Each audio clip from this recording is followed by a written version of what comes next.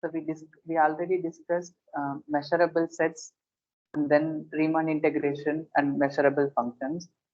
So now we are going to discuss integration theory. I mean, I am going to define integration in the sense of Lebesgue actually.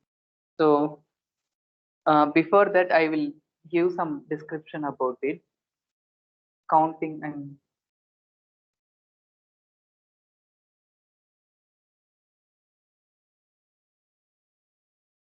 coin counting problem. So is it actually there are some coins actually. Maybe it is 1 rupee, 2 rupee, 5 rupee. I mean 10 rupee, like whatever it may be. There are a lot of coins. So we have to count how many of them is there. Like we have to count all the coins, like how much there are totally. So there are two ways of counting. The first way is like we can count just like we can count directly. Like if we start counting, it may be 1 rupee and 2 rupees. Like we are adding everything in each step. So the second way is like counting. So first we are going to distinguish. First we are collecting all coins, which is of 1 rupee, and then we are separating 2 rupee coins and 5 rupee coins. Then we are going to count it actually. So this there. So this is the second way of counting, and so both the counting will give you same answer ultimately, but the way of counting is different. So the first way of counting is actually Riemann, and the second way of counting is Lebesgue.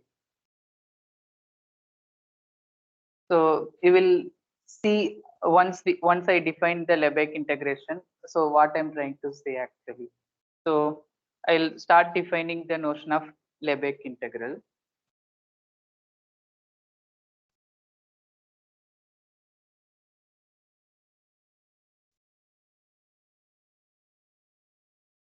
The general of notion of Lebesgue integral on R will be defined step by step. So we are going to define it step by step and proceeding successively and increasingly larger families of a functions. I mean, so I will start give so description of each stage actually. So we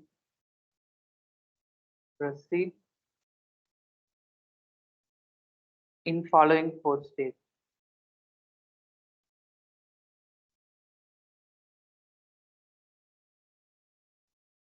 stages, right?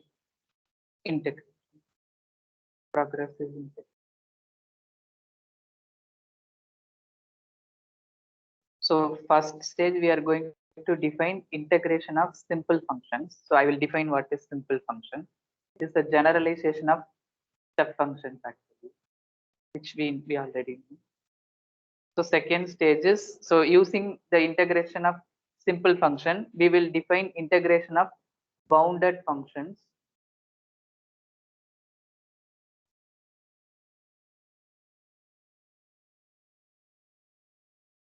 Supported on a set of finite measure. Means it defined on some set which has finite measure. Then from that we can extend the notion of integration to non-negative functions.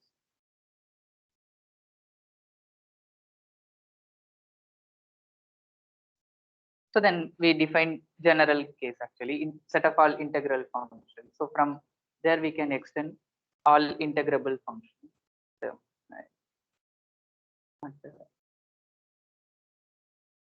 integrable function. This is the general case.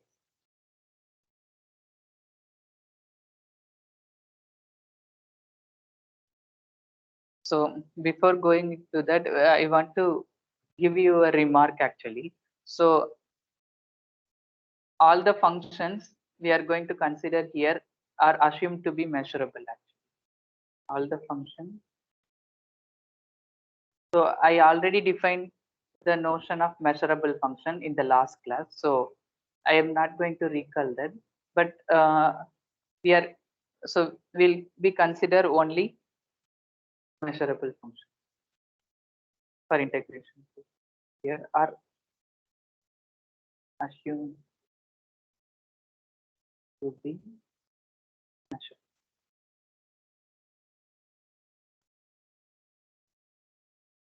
Also, in the beginning, we will consider only finite valued function, meaning so that function will not take the value infinity or minus infinity anywhere. It will be finite everywhere like that. So later we will include those functions also whose range is in extended real value system. So now I'll start define integral for simple function. So this is the first stage, stage 1.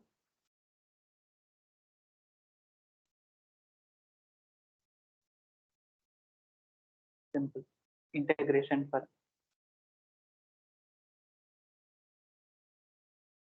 So I will give the definition of simple function first, then I will define integration for simple. Definition, simple. So it's just a finite value, not finite valued, a function whose range is finite actually. A simple function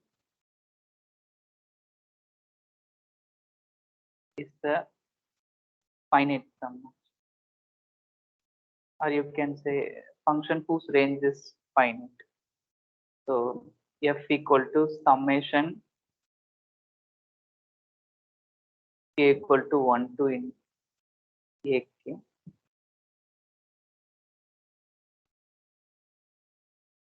So here chi ek denotes the characteristic function of the set ek, and I will define what is ek, where each ek is measurable.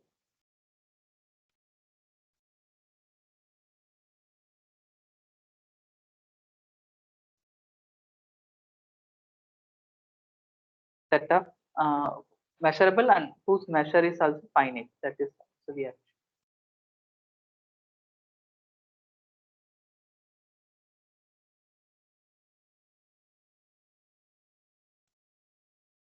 And the ak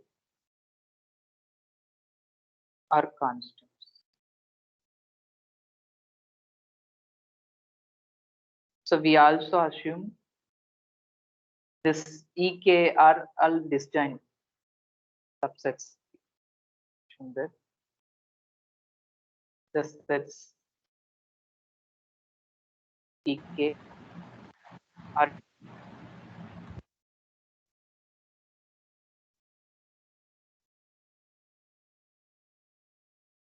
so. So yeah, this chi of ek means the characteristic function of ek. This is 1 if x belongs to ek, 0 otherwise.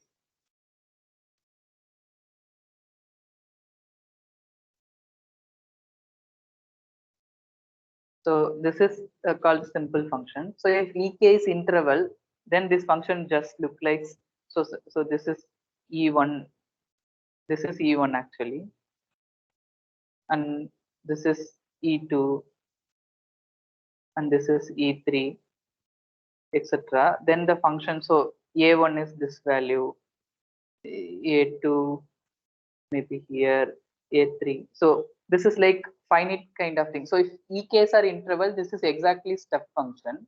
If ek may not be interval, ek may be some sparse set actually. It may be some sparse set actually. So that's why this is I told this is a generalization of a step function. So this simple functions are essentially like building blocks of our integration theory. So all other function integral of all other functions we are going to define using this simple function only. Like in Riemann integration, we define integration of the arbitrary function we approximated by rectangle, actually area of that. So so what there we did actually, we essentially approximated that particular function f by step functions actually, but here we are going to approximate by simple functions. That's what the difference.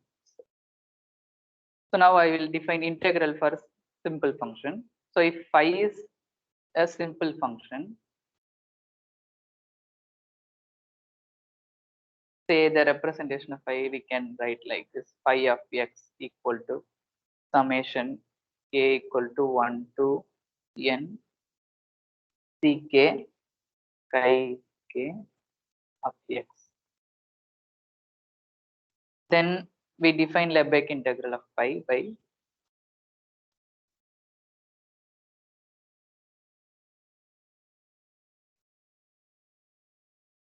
Lebesgue integral of phi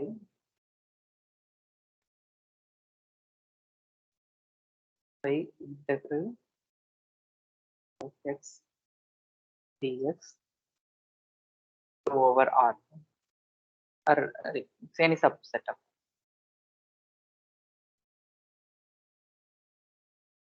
ck measure of ek. So this is Lebesgue measure of ek. So this is just so if we are so if ek's are interval, then what is the area of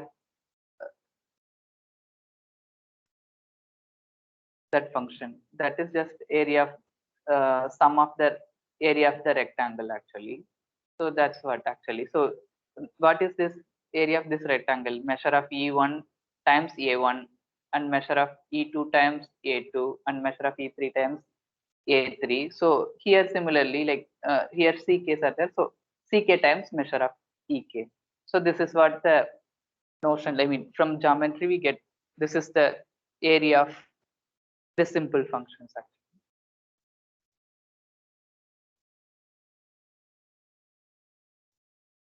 Also, if suppose E is supported, so E subset of R be measurable, and we want to compute the integral over E, then we just compute like this. Phi of x dx, then integral phi of x. So it is integral over R, characteristic function E of x and dx.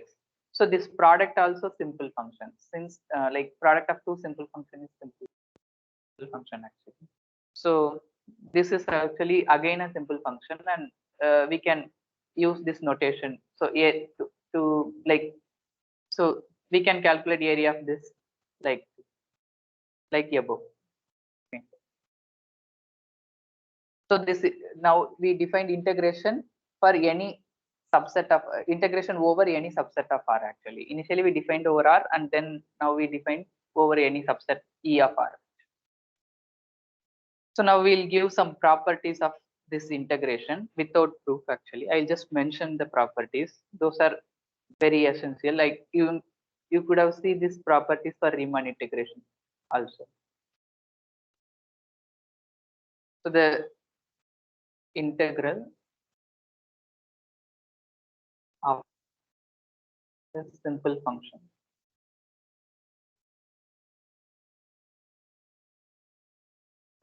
defined above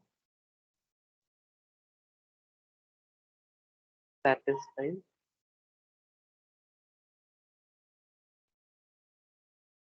following property.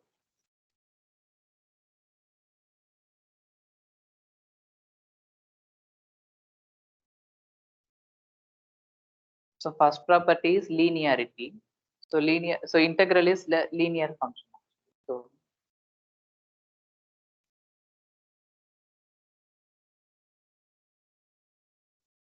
if phi and psi are two simple functions,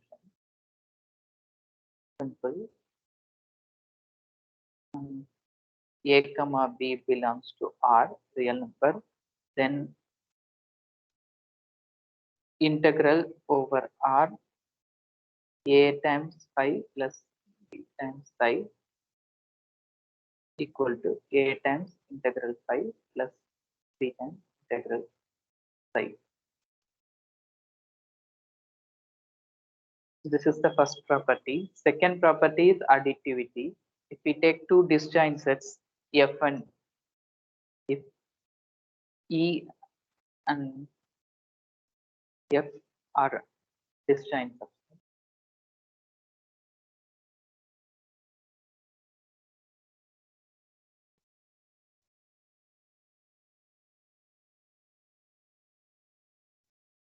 Finite measure.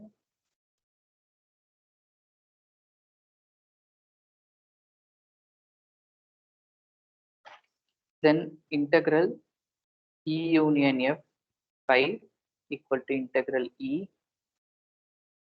phi plus integral F times phi. This is also intuitively we can see. Yeah. So third one is very important, monotonicity of the integration.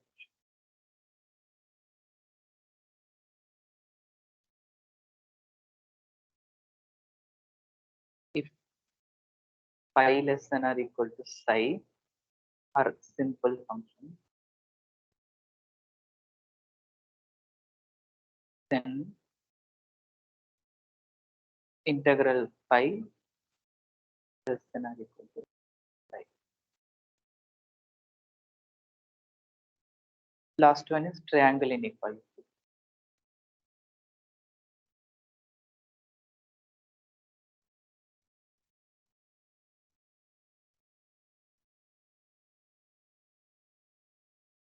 So if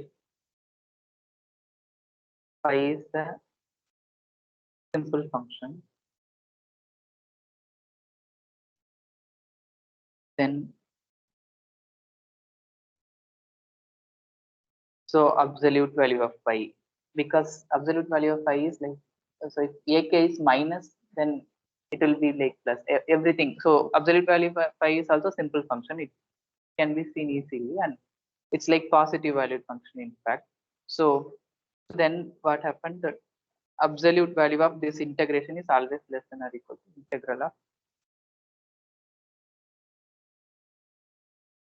integral of absolute value. So this is triangle inequality because this is actually sum. I mean, so if you try to see in terms of sums, then it will be clear actually why it is triangle inequality. So this is all the properties of integration of simple function. So now we use the notion of this integration of this simple function. We will define integration for bounded function supported on a set of finite measure actually. So this is stage 2.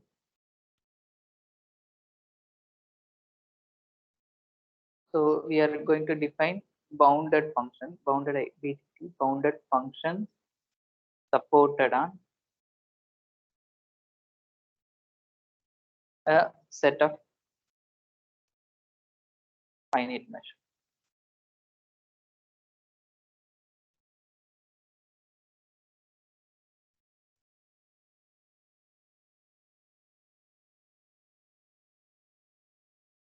So before defining the integration, I will need a definition of support actually, support of a function.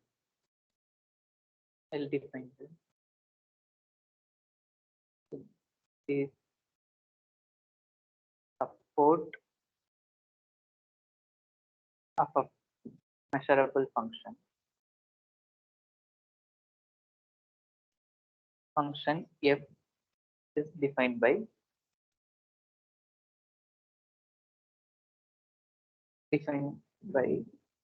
set of all points where f does not vanish.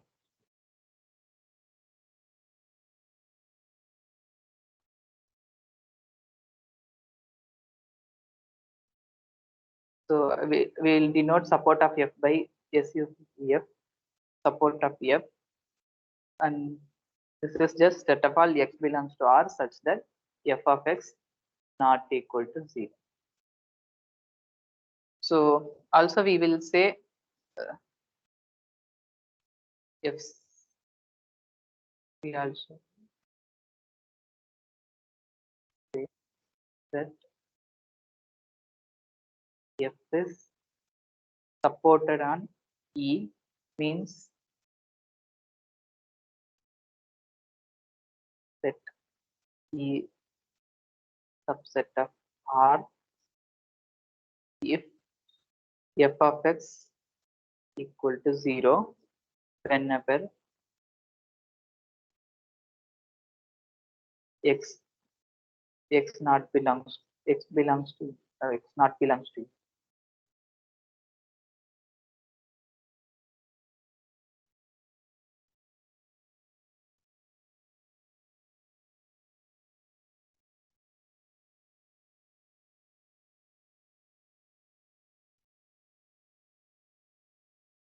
So now we are interested in those function which is bounded and whose measure of support of f is finite actually. So f bounded and measure of support of f is finite. We are interested in those functions. So now we will prove a lemma so which allows to define integration of such functions using the simple function. The following lemma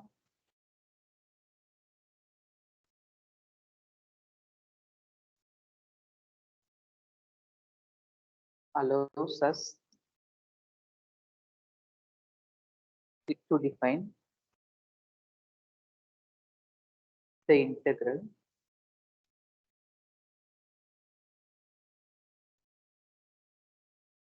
for the class of bounded.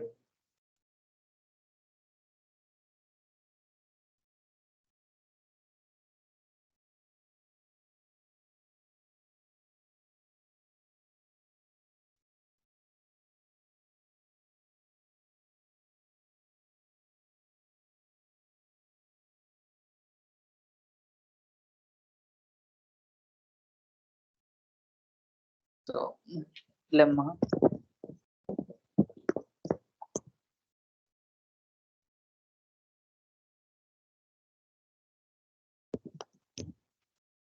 is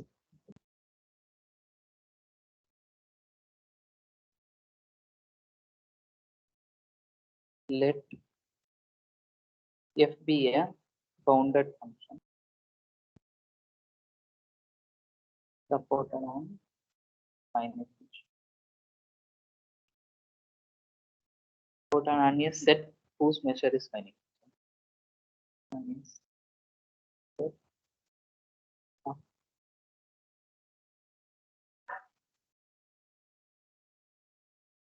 measure if phi n equal to 1 to infinity is any sequence of simple functions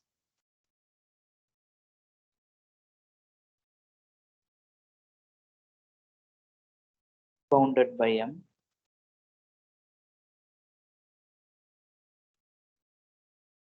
comma supported on m. So we can say set E of finite measure. So we supported on here also we on E with phi n of x converges to f of x almost every x. Then we have following conclusion. First one, the limit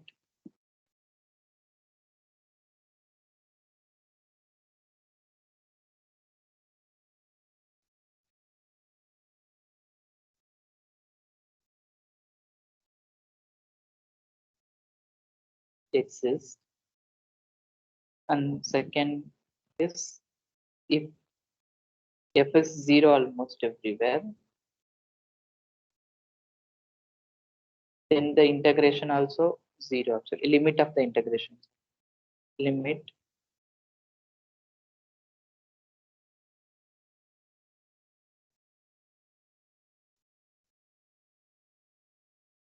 equals to 0.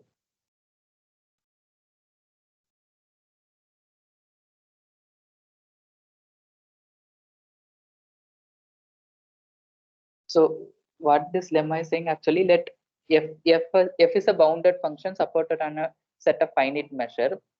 If we have a simple function, sequence of simple function which converges to f, so then the limit of such simple function is exist.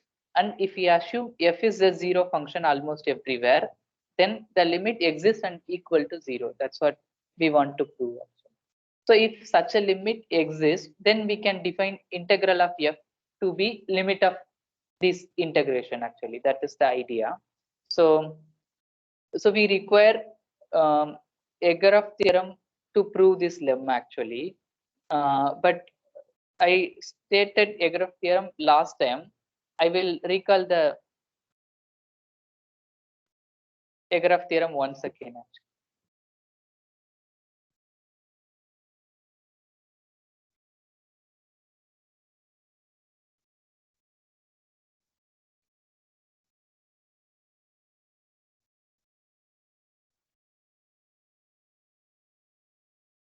Suppose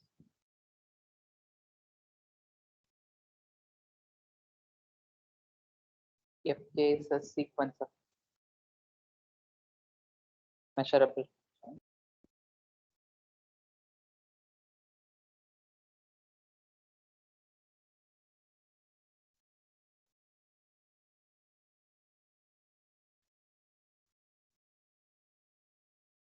Measurable set G.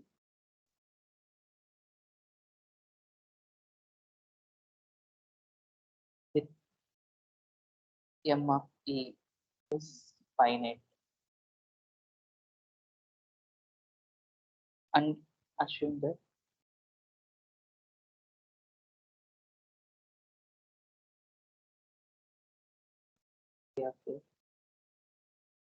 almost everywhere on E. So then given any epsilon bigger than 0, we can find F close to set.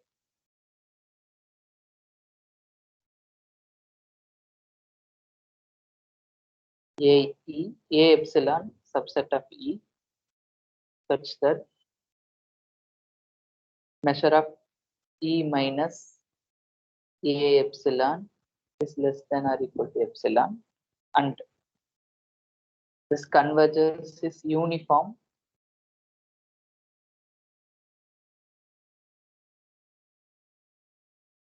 A epsilon.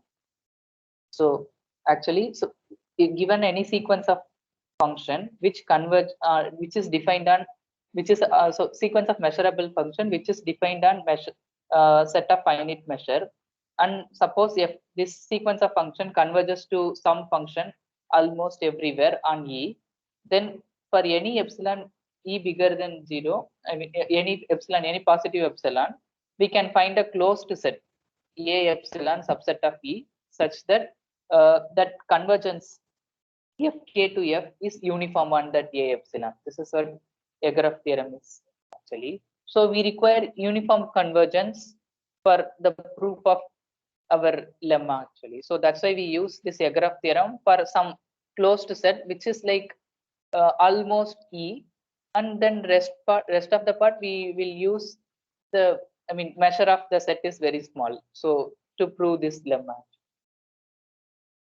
So now we'll give the proof of the lemma using this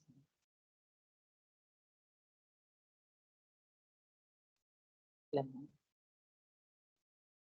So first part. So since we assume, so in the hypothesis we assume E has finite measure. So then we can use this theorem. Since the measure of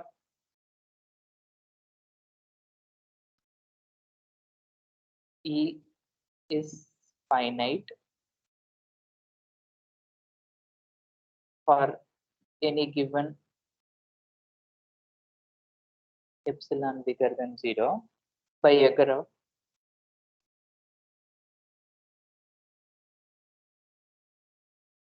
theorem, there exists a closed set closed subset of E, closed set A epsilon of E such that M of E minus A epsilon is less than or equal to epsilon, and phi n converges to F uniformly on E epsilon. So now we have uniform convergence on A epsilon. We use that. So now we set this integration. So we'll write this. So this integral exists. We already see because phi n's are simple function. That is what we assumed in the lemma. So phi n's are sequence of simple function and bounded by m. So the integration exists and it is a real number. So that real sequence we call in actually. And then so now we want to prove this sequence in is Cauchy. Since this is a sequence of real number, so every Cauchy sequence converges. So we'll get a limit for this in actually if we prove it is Cauchy.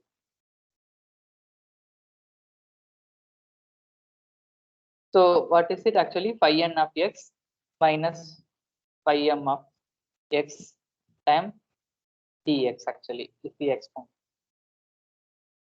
And now we are going to divide it over A epsilon and E minus A epsilon. So those are disjoint. So these two things are equal. So this is over A epsilon and rest of the integral E minus A epsilon. So phi n of x minus phi m x dx. So now we know that this sequence phi n converges uniformly on A epsilon. So this so therefore since this uniform convergence because of the uniform convergence we find a large n, capital N. So after that large n, so phi n minus phi m is less than epsilon for every n comma n bigger than or equal to that capital M. So I will use that one. So which is less than or equal to. So this is epsilon is less than or equal to epsilon, and this is like almost measure of E. So this is measure of E plus. So this is like measure of E minus epsilon times M, because M phi is bounded function and bounded by this capital M. So we are like just bounding. So this is like phi n minus phi m. So it is bounded by 2m actually times measure of E minus epsilon. But we choose A epsilon such a way that E minus A epsilon is less than or equal to epsilon. So this is also, this is measure of E times epsilon plus 2m times epsilon, because this is less than or equal to epsilon. So we got that. So we proved that Im minus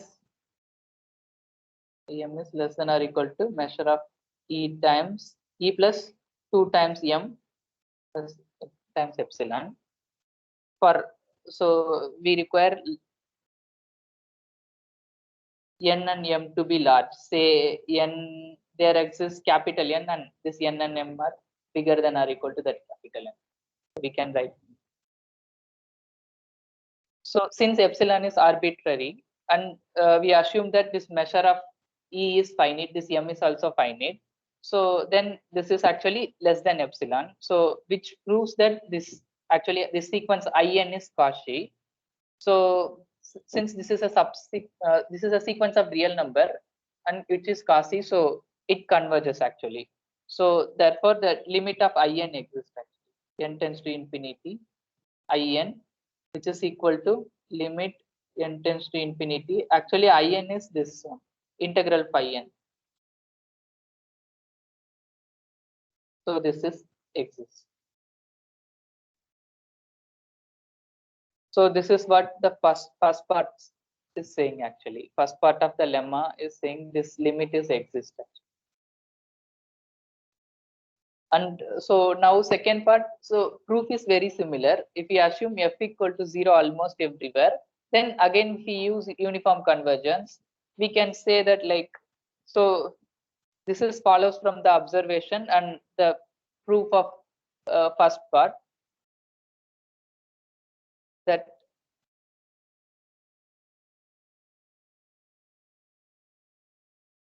yeah, so yeah, I will write it actually. Second part,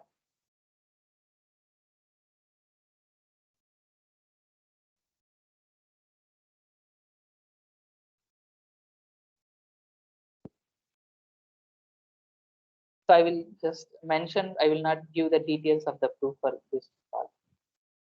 Note that if f equal to 0 almost everywhere, so we can repeat the same argument.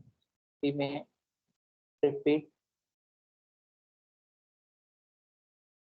the same argument as above.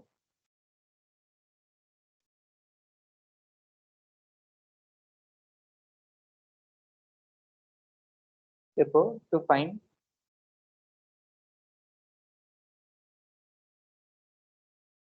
so in is defined as above, and so since the f is 0, so we can prove that in itself bounded by m measure of e plus 2 times m times epsilon.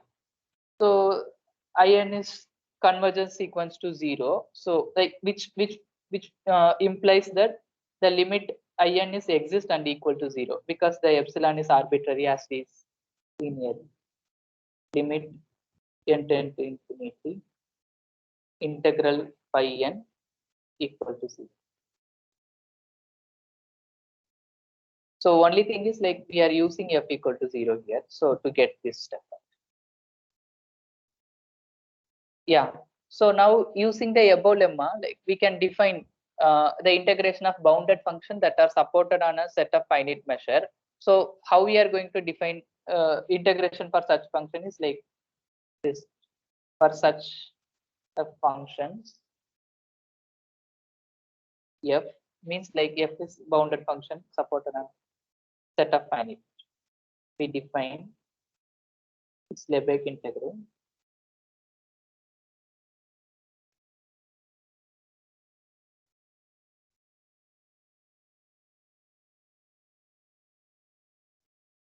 by, so since the limit exists, limit of the simple function exists, so we are defining integral of f to be limit of that integral.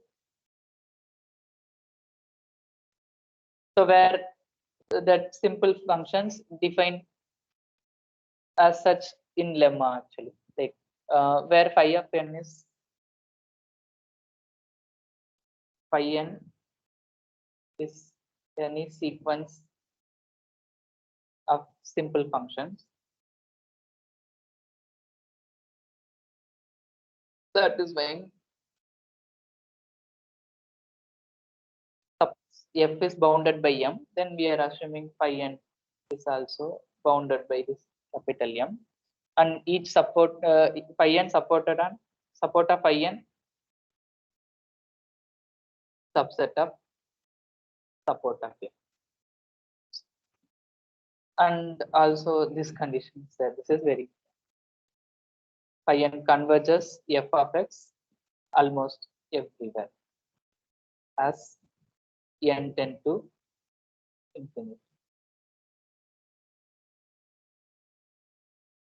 So like so we can define in this way. The only problem is well definedness actually. There may be two sequence of simple function phi n psi n and which converges to f and satisfying all this condition.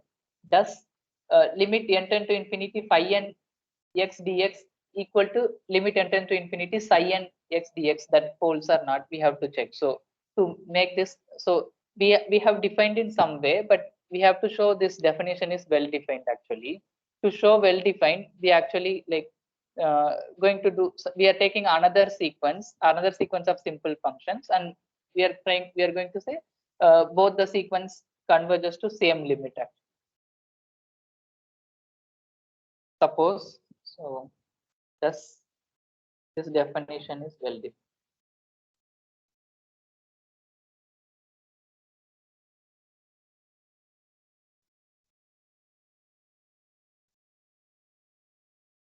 Well defined.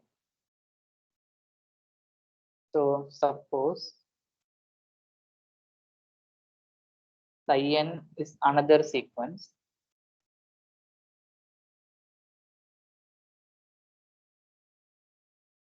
of simple functions, etc. Like all these conditions are there, like such that phi n, psi n is also bounded by such that psi n of x is also bounded by m for almost everywhere, almost everywhere x, and support of psi n is contained in support of f, and psi n of x converges to f of x almost everywhere as n tend to infinity. So this is happening. Then we want to say limit of psi also same match. So now, so to prove that, we are going to consider difference between these two sequences. Then if so, we are defining eta of n is difference of phi n minus psi n. So this is also simple function. Addition and subtraction of two simple function is simple function, and this is also sequence of simple function. This sequence eta of n consists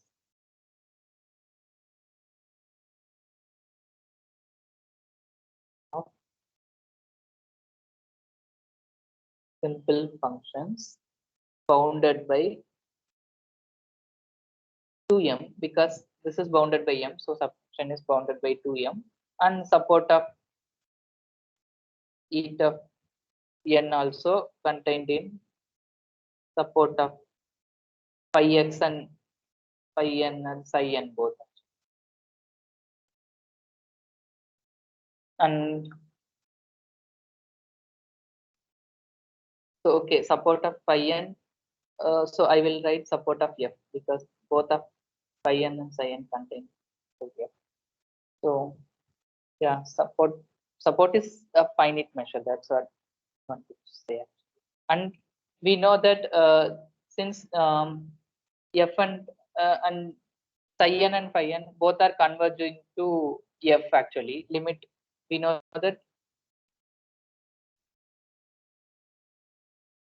limit phi n equal to limit phi n equal to f almost everywhere. Therefore limit of eta n as n tend to infinity equal to 0 almost everywhere, because both the limits are same, so difference is 0 almost everywhere. So then we can use that part two of the lemma. Actually, part two of lemma is saying, like, if the given function f is 0 and we have a simple function which is converging to that and supported on same square, then the integral is exist and equal to 0. That's what it's saying. So the integral will converge, the limit of the integral will converge to 0. So thus, by the part 2 of above lemma, of above lemma, it follows that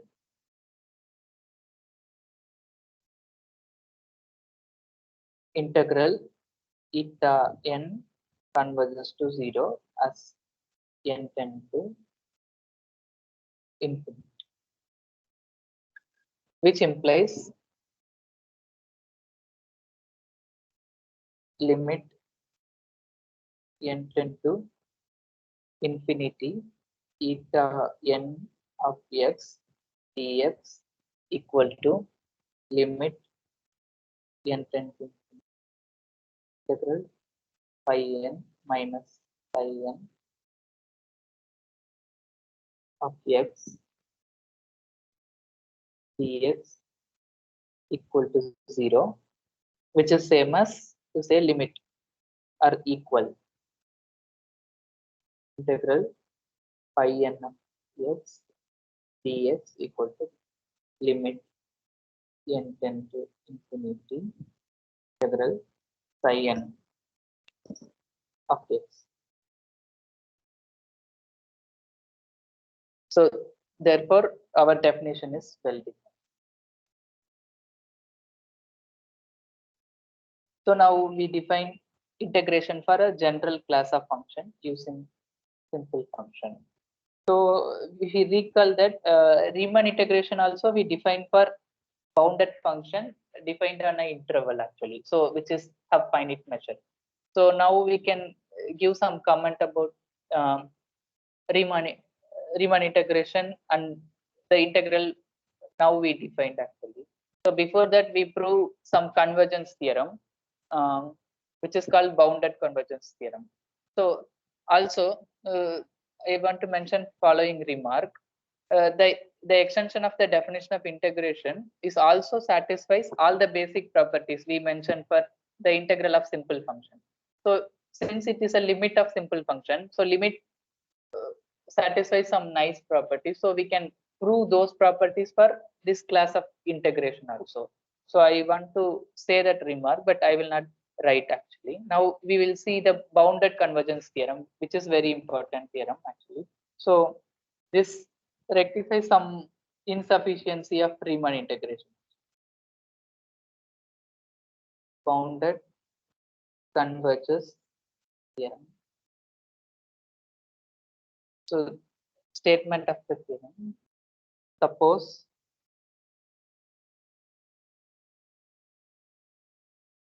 Fn is a sequence of measurable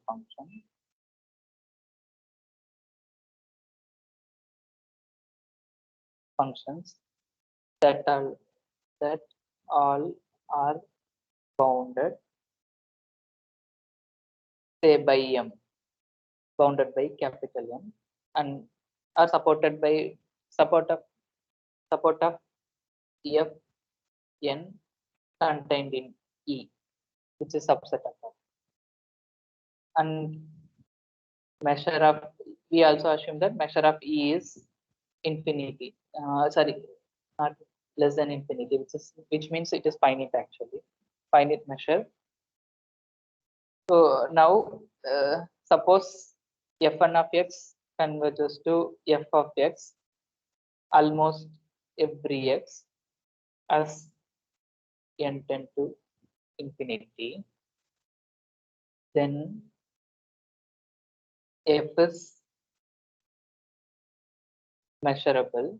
So that is easy. Like we have already seen that this limit of measurable sequence of measurable function is measurable in the last lecture itself, and it is bounded also and supported on E. Support of F is also subset of E for almost every x,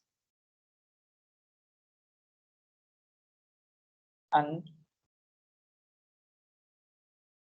this integration Fn minus F converges to 0 as n tend to infinity. One shifting.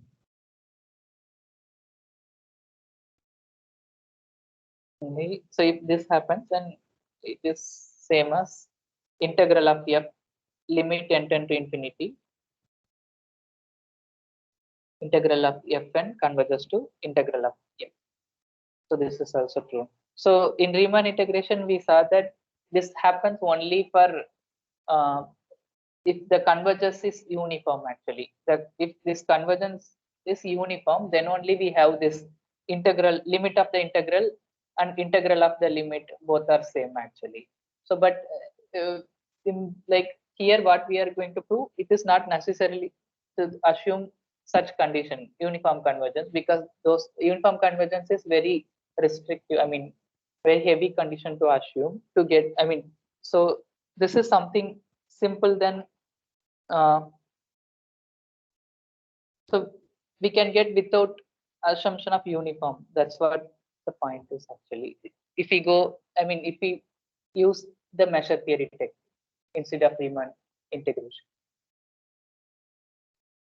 So now we'll see the proof of this theorem, and proof of this theorem also uses Egorov theorem actually. So we'll try to see how we can prove this theorem.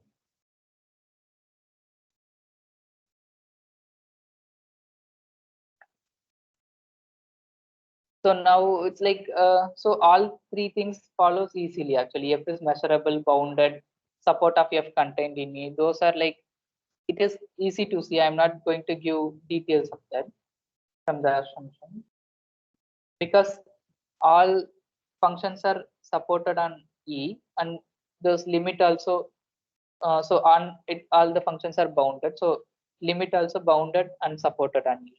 So we already know that the limit is measurable. So it is easy to see that F is measurable, bounded on M, and bounded by M. By M almost everywhere, and support of F also contained safely. This is also almost.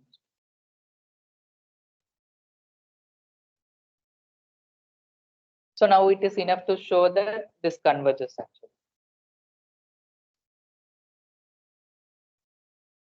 So to prove this convergence, it is enough to show this convergence, because if then later we can use triangle inequalities to show this.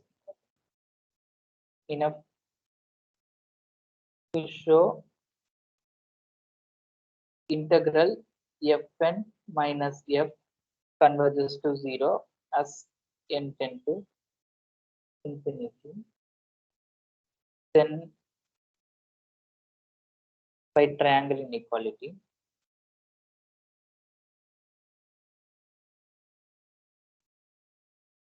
we have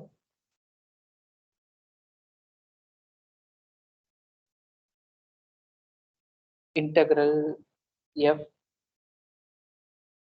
n minus integral n. So otherwise we can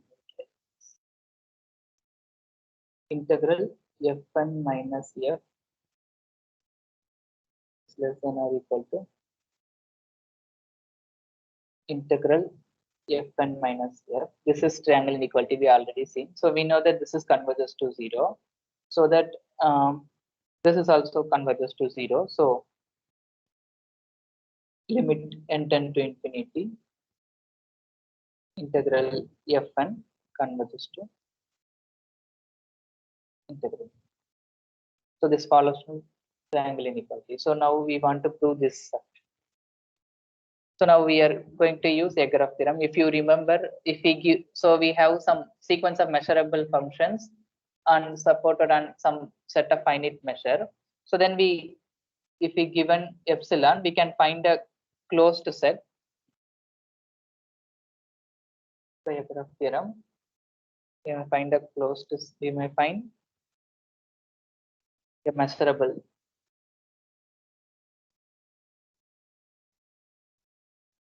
subset A epsilon subset of E, such that I will write this is by Egorov. Yeah. Yes.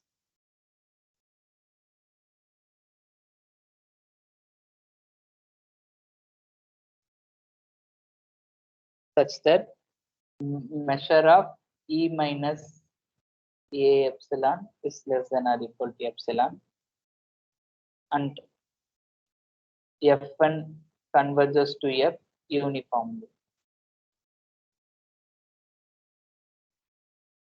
on A. So then we know that for sufficiently large n, we have, so by definition of uniform convergence, we know that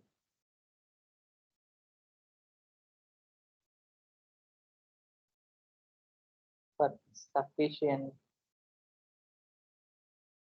large n, we have fn of x minus f of x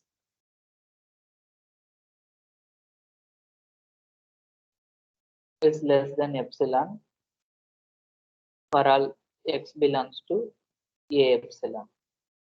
So now we want to put everything together, and we are like we want to compute this integral. So we will split as usual a for the set a epsilon and e minus a epsilon. So we know that this is RDQ a epsilon f of n minus f of x dx plus integral e minus a epsilon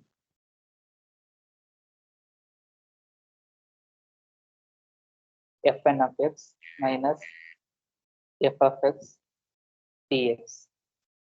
So now this is less than or equal to. So we know that this is by uniform convergence, this is less than epsilon. So this is less than epsilon, and this is like almost measure of E. So measure of E is finite, that we know. So measure of E times epsilon, and again this is bounded by m, and this is also bounded by m. So the absolute value is bounded by 2m, and times, so it's like rectangle. So measure of E minus a epsilon for all large n. Say n is bigger than some capital. So now again epsilon is arbitrary. So we can say this is bounded by epsilon. Like epsilon can be chosen. I mean epsilon is chosen arbitrarily. So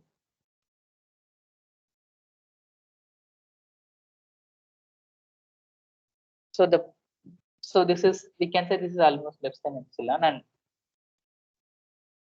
so that therefore this convergence is there, like this limit converges to 0, and this completes the proof of theorem. So now I will recall the statement of the theorem. Suppose Fn is a sequence of measurable functions that are bounded by m and supported on a set of finite measure. Then Fn converges to f pointwise for almost every x. Then limit f is measurable, which is bounded and supported on the same set E, and the integral limit of the integral of Fn also converges to limit of integration of the limit actually. So now observation, so which is I already mentioned.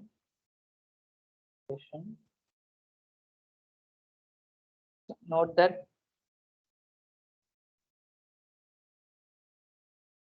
the statement of bounded convergence theorem is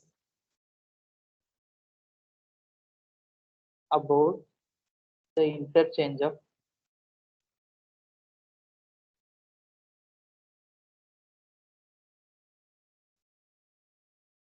integral and the limit. The interchange of integral and the limit. That is, I will write here. So limit n tend to infinity integral Fn equal to integral of limit n tend to infinity Fn. So this proves actually we can change interchange limit and integration. So now we are at the stage to prove the comparison between Riemann integration and Lebesgue integration, because Riemann integration also defined over a bounded set defined on bounded function defined on a interval actually. So now we compare, not compare actually, Riemann. So we will say suppose a function is Riemann integrable, then it is also Lebesgue integrable.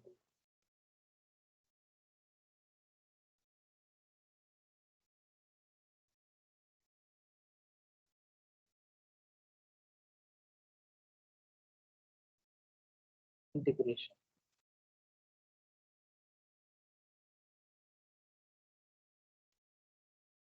So we shall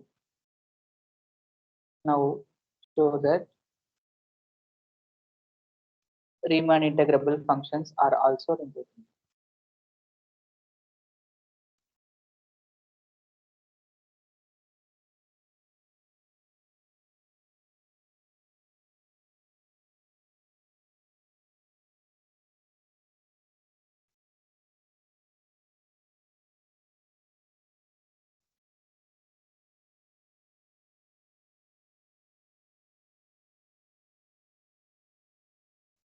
Theorem.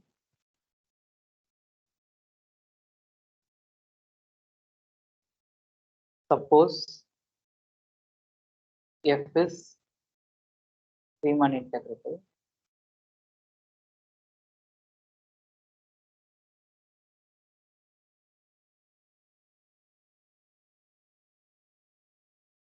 on the closed interval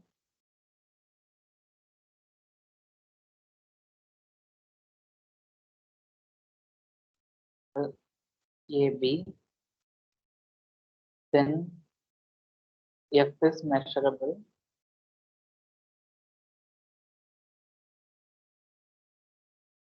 and we have integral. This is Riemann integration over A comma B, F of x dx equal to Lebesgue integration.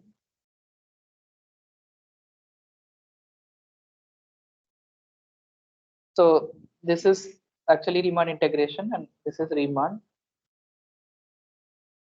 and this is Lebesgue notion.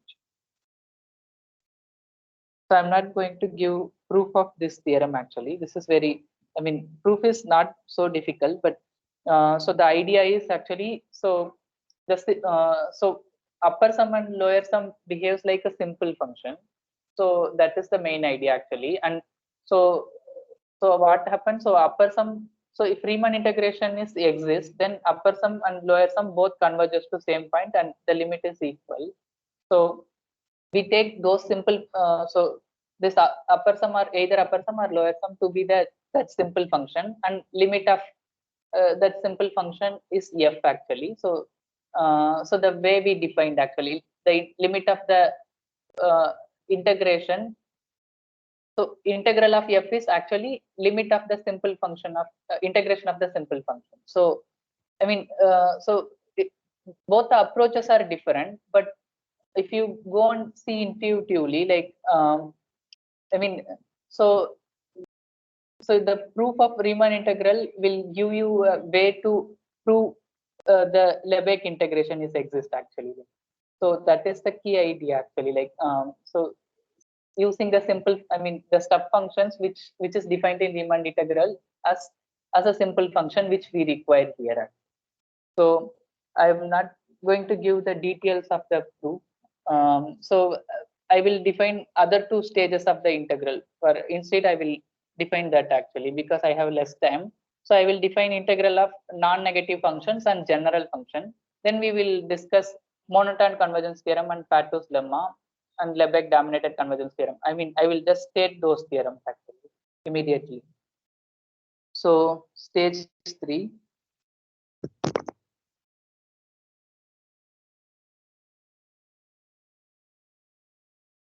Non-negative function.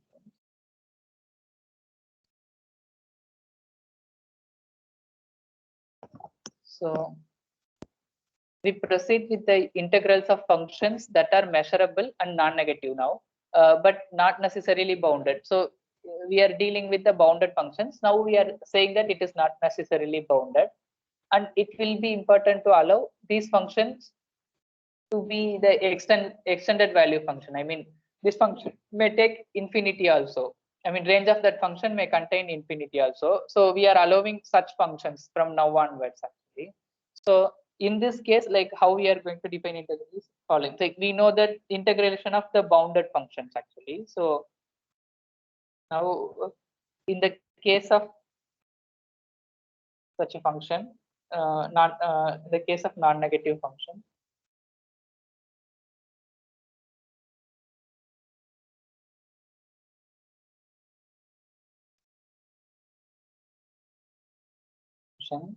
we define its Lebesgue integral or extended. So there is some integration theory. I mean, in Riemann integration, there is improper integral. So this is the extension of that actually. So we are allowing functions whose domain is also almost like R, infinite interval, and range is also infinite. Lebesgue integral by integral of f of x. So f is non-negative function. So integral of f of x dx equal to supremum over all functions g. So g is actually bounded function. So supremum is unique. I mean, supremum always exists and it is unique. So the definition is actually well defined. We don't need to check well definedness.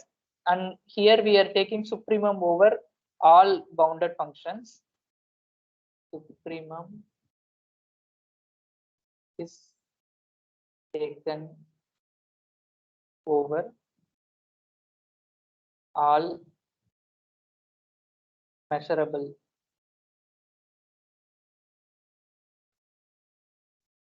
functions g such that 0 less than or equal f is bound.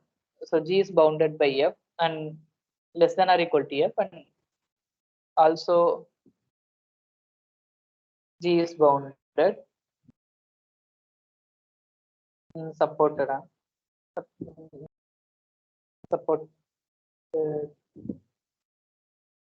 on a set of finite measures.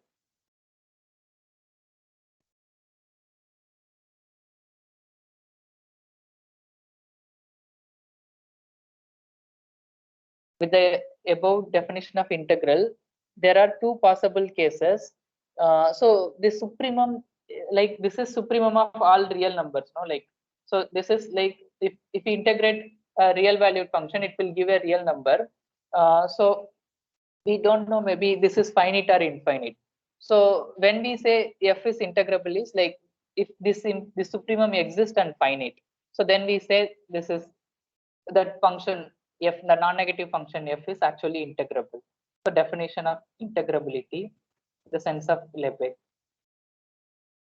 We shall say that f is Lebesgue integrable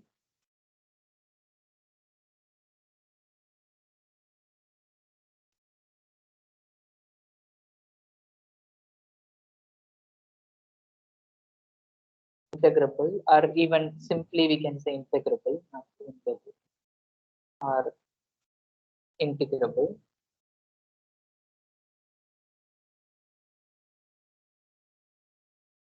if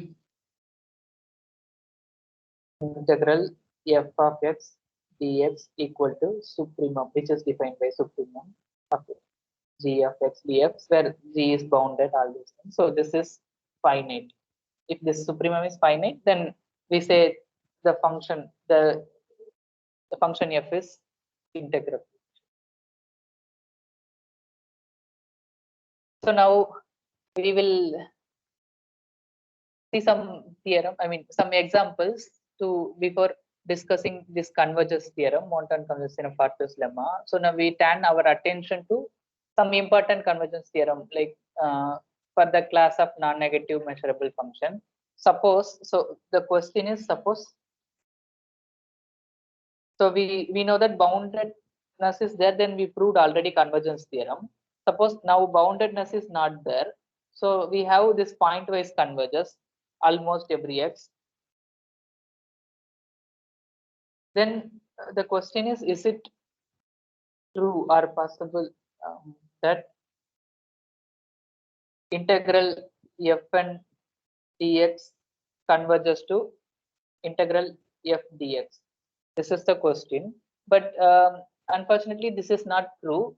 I'll give a following example which will say that this is actually not true in general. Actually, the example is,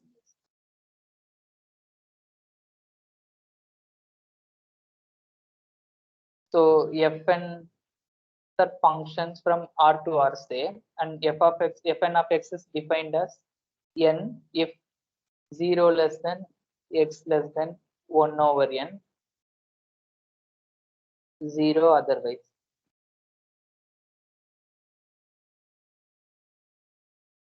So now if you see, this is like in geometrically, this function look like, so 1 by 2, 1 by 3, or 1 by n, say. So then the first function is like 1 and then 0 everywhere. So next function is 2 actually, up to 1 by 2. So this is f1 and this is f2, so up to 1 by 2, and this is also 0 other places. And similarly, if we take fn, this is like this. So you see that these all functions are actually rectangle functions. So the area is height and breadth. So f1 is like up to 1 by n. So it has length 1 over n and height n actually. So in each, for the area of each function is actually 1 by n times n, which is equal to 1, which means the integral of fn of x equal to 1 always. So if we apply limit n tends to infinity, integral fn of x is limit 1 constant sequence, so which converges to the same constant 1. But if you see the limit of such functions, what it will be like, so if you increasing n, then it will converges to 0 almost, no? So okay, sorry, f2 is like 0 from here actually, and f3 is 0 from here. So it's like fn converges to 0 function almost everywhere. I mean, except 0, it is converges 0 to all other places actually. So if it integrates 0 function, then we get 0 actually, which is not equal to 1. So we don't have such thing actually. Integral fn dx does not converging to integral f actually in this case. So but in this example we can observe that limit f of x dx, no, so which is equal to 0, which is always less than or equal to limit, or otherwise you can say limit infimum fn dx actually, which is equal to 1. This is I mean, this is there actually, this inequality is there, but both are not equal. But we observe that in this example this inequality is there. So now we are going to prove some lemma called Pato's lemma, which ensures that this inequality is always fold actually. Pato's lemma.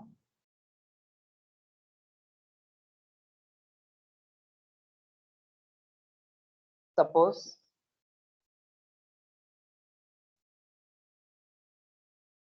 fn is the sequence of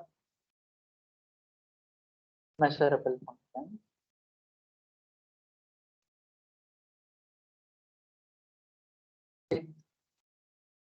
Fn is non-negative. Actually, we are assuming in this stage we are assuming everything is non-negative. So non-negativity condition is there.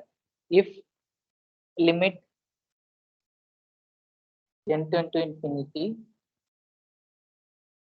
f of x equal to f. So we have this pointwise convergence for almost everywhere the domain. Then we have the inequality which is mentioned above. Integral f is less than or equal to limit infimum of n tend to infinity. So you can remember that which inequality will come by this kind of examples easily. So this is Pato's lemma, but I am not going to give the proof of this theorem, but this proof follows from bounded convergence theorem. So if you know the bounded convergence theorem, then proof follows easily from there. I will give you the notes which has the proof, but here I'm not going to do the proof, but instead of I will state the monotone convergence theorem and integral for general case actually. So now application of this Pareto's lemma, we can prove monotone convergence theorem, corollary of this Pareto's lemma actually. If you have monotone convergence theorem, we can prove Pareto's lemma, and if you have Pareto's lemma, then using that we can derive monotone convergence theorem. Either way we can do that.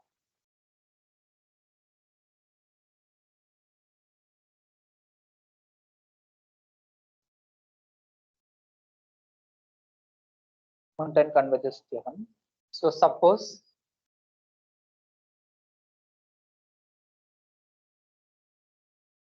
Fn is a sequence of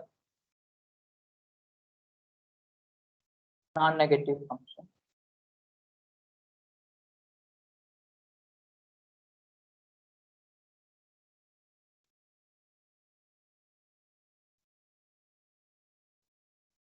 So here we are assuming that non-negativity and increasing sequence. So Fn is increasing to F. Actually, this notion means increasing. That is, Fn of x is less than or equal to Fn plus 1 of x, for each x. Or F of x, you can say this. And Fn of x tends to F of x almost every x. Both the things are there, increasing and converging. Then limit n tend to infinity, integral f equal to integral fn, limit n tend to infinity, integral fn equal to integral f. So this is very simple by Pareto's lemma. We can discuss. So since fn of x less than or equal to fn plus 1 f every, so therefore like it is less than or equal to f of x almost every year. So then by monotonicity of integration, we know that this is also true for all nh. So if we take infimum of supremum, so limit supremum actually, infimum of supremum, other is like limit supremum as n tend to infinity, then also this inequality holds actually. But by Pareto's lemma, we know that f is less than or equal to limit infimum.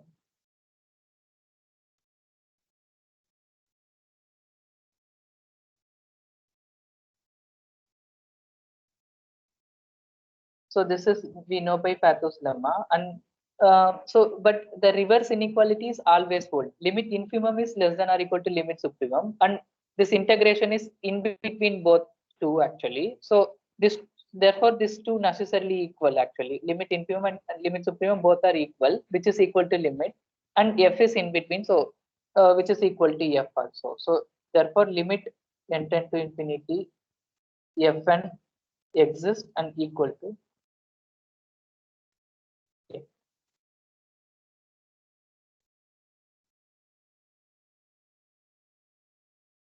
So now we can define general integration.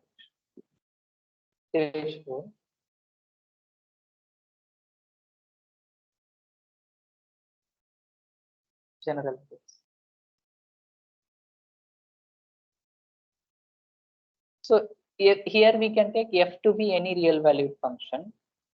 So now, so if we take a real valued function and take modulus of that function, then it became a non-negative function. So we have already definition of integral for non-negative function. So using that modulus, we can define the integration. Any real valued function, we say that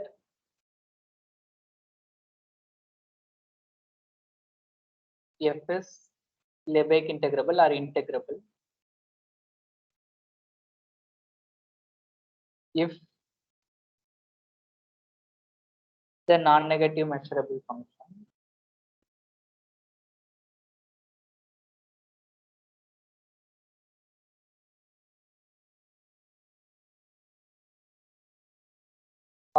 absolute value of f, if we take absolute value, then it is not non-negative function, is integrable.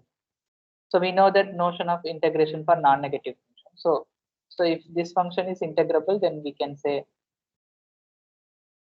integrable in the sense of previous stage. Yeah.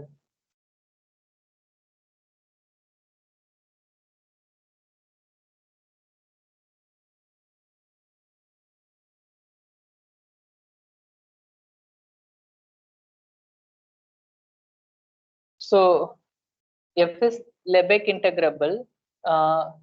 So the integral is defined as follows actually. So before defining the integration, so this is actually so if f is integrable, if absolute value of f is integrable, that is if and only if, but I am going to define what is the integral actually. So before defining that, we have to define f plus and f minus function. F plus function is just maximum of f of x comma 0, and f minus function is maximum of minus f comma 0. So now we know that both the functions are non-negative actually. So yeah, so both f plus and f minus are non-negative,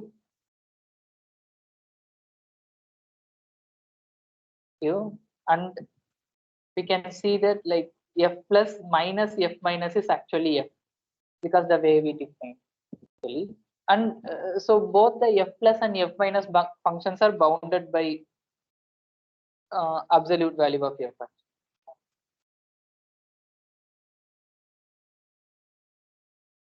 So then if f is integrable, then f plus and f minus both are integrable actually, as we define the integrability. And then now we are defining then define the integral of the integral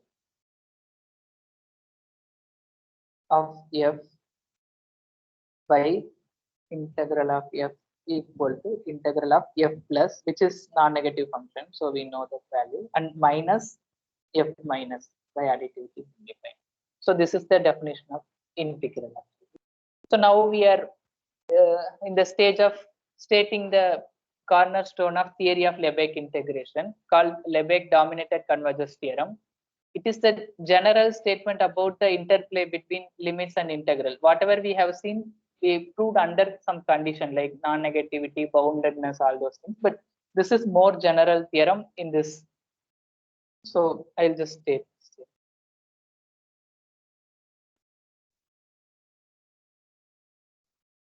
Dominated convergence theorem.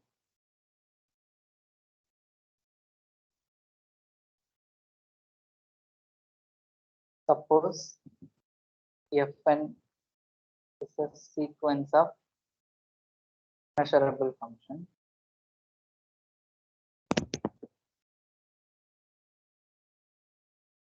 such that Fn of x tends to f of x almost everywhere.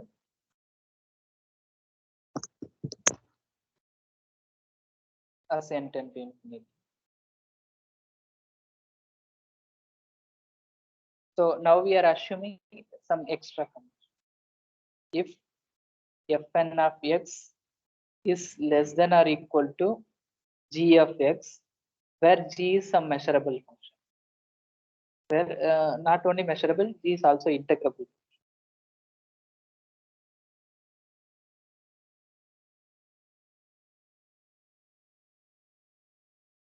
Then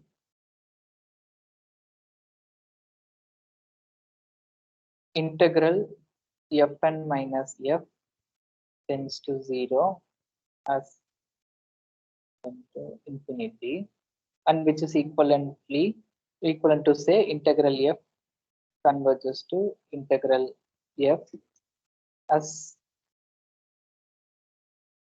n tends to infinity. Yeah. So suppose fn is a sequence of measurable functions such that fn of x converges to f of x almost every x as n tends to infinity. And if you have this condition, so one extra condition, this is not a very strong condition. So fn of x, absolute value of fn of x is less than or equal to g of x for some integrable function g, which we know the integral value. Then we have the convergence of integration. So we can interchange the limit and integration. Yeah, this is what the Lebesgue dominated convergence theorem. So this is like more general theorem in this convergence, I mean, this kind of setup. Yeah, so with this, I'm stopping my lecture. I mean, I'm concluding.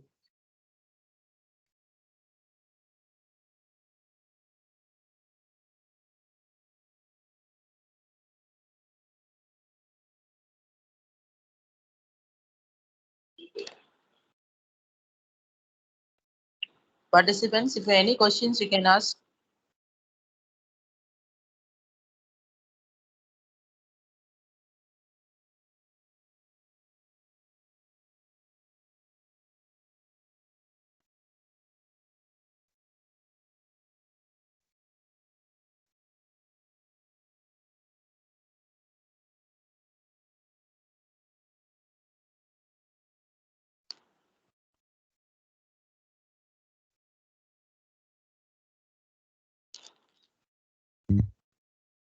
Sir, I think there is no questions from the participants.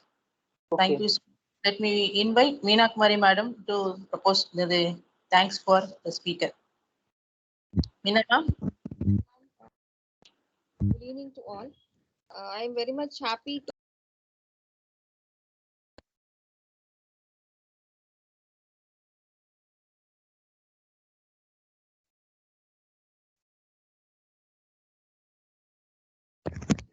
for being a resource person of this online national level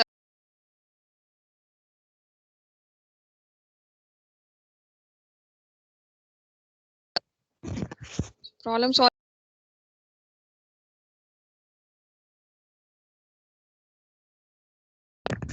in pure and applied mathematics, organized by Department of Mathematics, Mepkoshlank Engineering College, Sivahasi.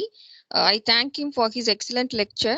On behalf of our college management, I thank him once again for his support in spite of his busy schedule. We also expect your continuous support in the future events of our college. Thank you once again, sir. Thank you, sir. Thank you, sir. Thank you, ma'am. Yeah, thank you.